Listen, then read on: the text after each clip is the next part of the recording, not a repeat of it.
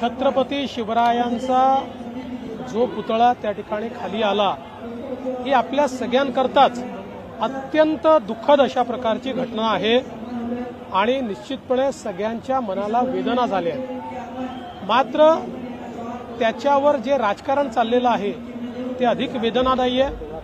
जो खरा छत्रपती शिवरायांचा मावळा आहे तो अशा प्रकारचे फोटो कधीच व्हायरल करणार नाही, ते करणं अतिशय चुकीचं आहे। आपल्याला कल्पना आहे की महाराष्ट्र सरकारने हा पुतळा तयार केला नव्हता, नेव्हीने चांगल्या हेतूनं हा पुतळा त्या ठिकाणी तयार केला होता।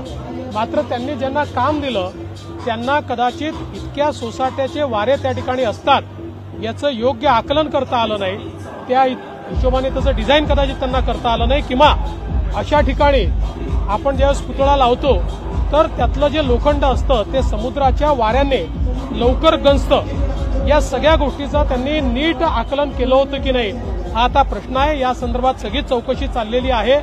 आमचा संकल्प आहे त्याच ठिकाणी छत्रपती शिवरायांचा एक अतिशय भव्य आणि अखंड उभा राहील अशा प्रकारचा पुतळा आम्हाला तयार करायचा आहे।